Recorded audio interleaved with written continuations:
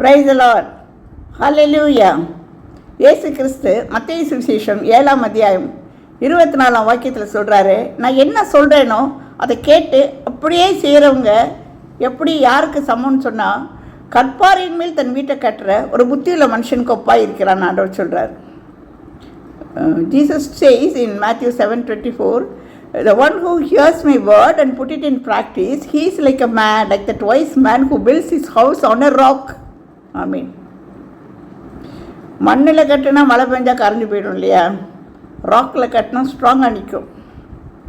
மண்ணு வீடு கரைந்து விடும் மழை பெய்தாலும், கல் வீடு இடிஞ்சு விடும் இடி இடித்தாலும். மண்ணு வீடு கரைஞ்சி விடும் மழை பெய்தாலும், கல் வீடு இடிஞ்சு விடும் இடி இடித்தாலும். கரைவதில்லை இடிவதில்லை என்ன வந்தாலும், கரைவதில்லை இடிவதில்லை என்ன வந்தாலும்.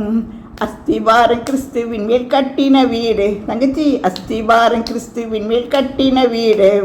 அஸ்திபாரம் கிறிஸ்துவின் மேலே இருக்கணும் அப்படின்னு சொல்லி பவுல் அப்போஸ்தலன் கொரிந்து சபைக்கு எழுதும் பொழுது 3ஆம் அத்தியாயத்தில் சொல்கிறாரு, ஊழியம் செய்கிறவங்களுக்கு அஸ்திபாரம் கிறிஸ்து வேலை இருக்கணும். ஆமீன் சோத்திரம். அந்த ஊழியம் தான் நிலச்சி நிற்கும்.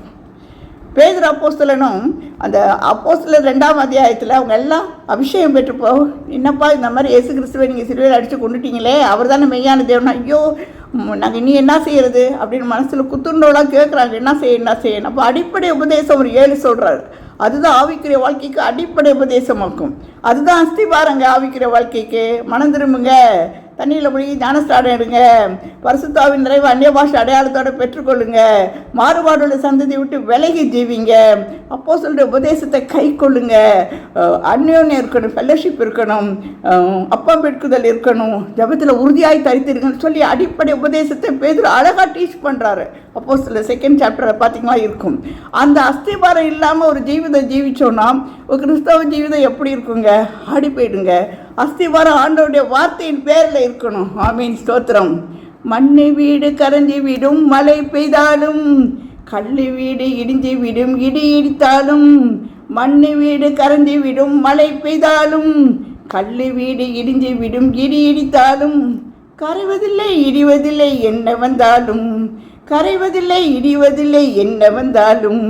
அஸ்திபாரம் கிறிஸ்துவின் மேல் கட்டின வீடு. தங்கச்சி, அஸ்திபாரம் கிறிஸ்துவின் மேல் கட்டின வீடு. ஆமீன். நம்முடைய அஸ்திபாரம் ஆண்டோட வார்த்தையின் பேரில் இருக்கட்டும். ஆண்டோட வார்த்தையின்படி ஜீவிப்போம், வார்த்தையை நேசிப்போம். ஆமீன்.